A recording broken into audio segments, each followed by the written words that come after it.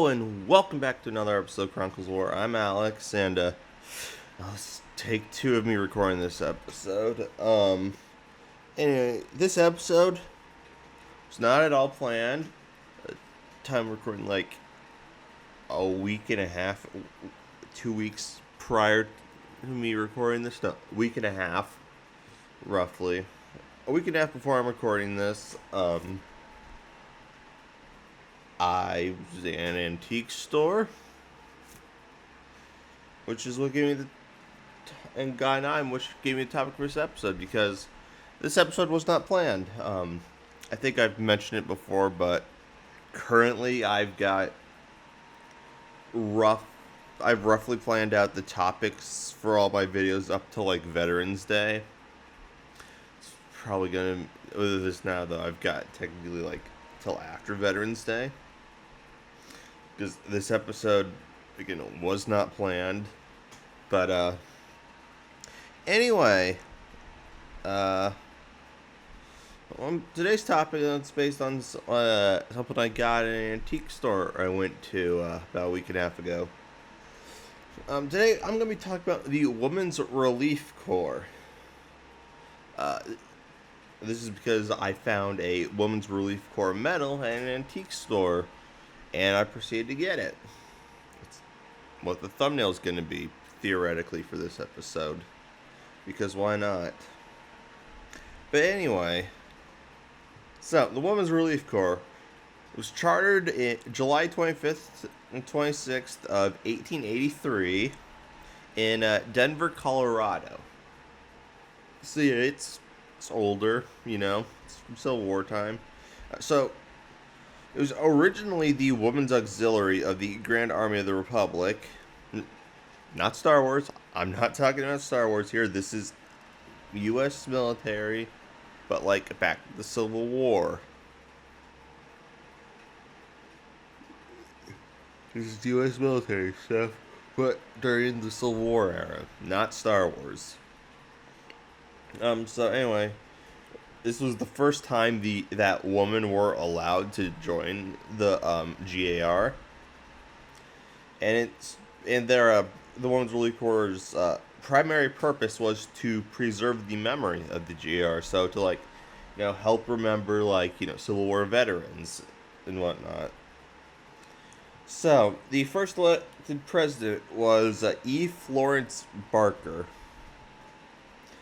So due to the role that women had in the war, they gained leadership skills, which would then now with the Women's Relief Corps help them to provide aid for veterans and their families afterwards. So when it started to be a member of the Women's Relief Corps, the only requirement was you had to have been loyal to the Union cause. You didn't have to be from a Union state. You just had to be loyal to the Union cause. So, you could have been from Virginia, but you helped out Union soldiers, and there you go. You can be in it. So, the first chapter of the Women's Relief Corps was founded in Portland, Maine. And so most organizations didn't allow African American members. However, the Women's Relief Corps did. Some of their notable African American members are Susie Taylor. She helped found the chapter that was in Boston, Massachusetts in 1886. And then over 12 years, she had the role in that chapter. She had the roles of secretary, treasurer, and president. Next is Julia Mason Layton.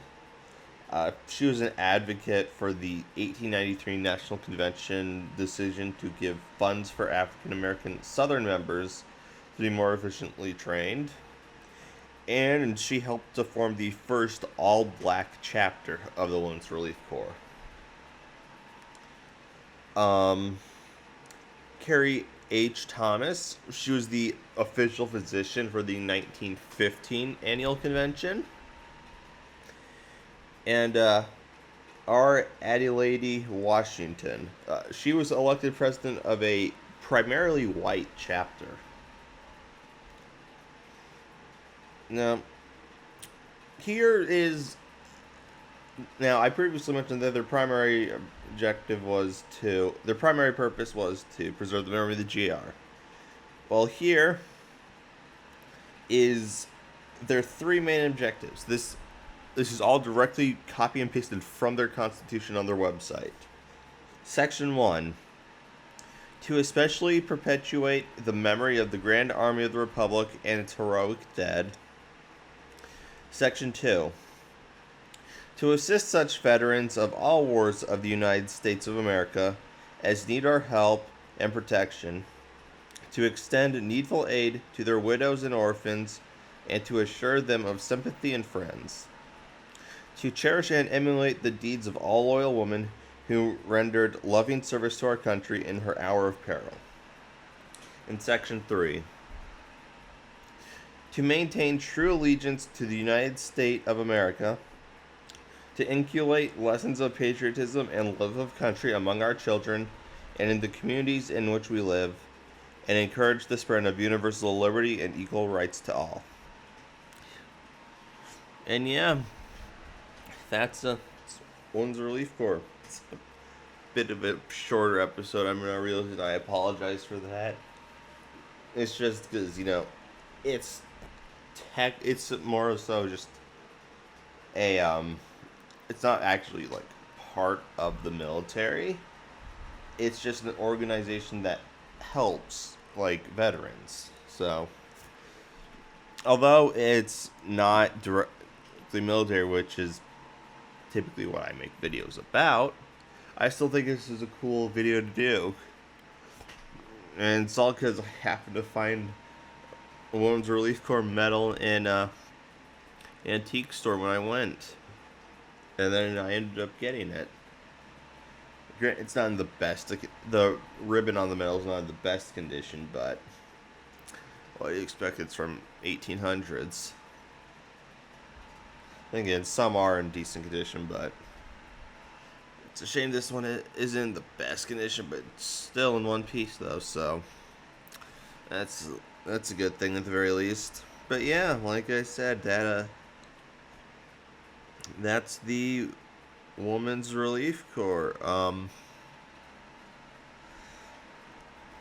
It's still around to this day.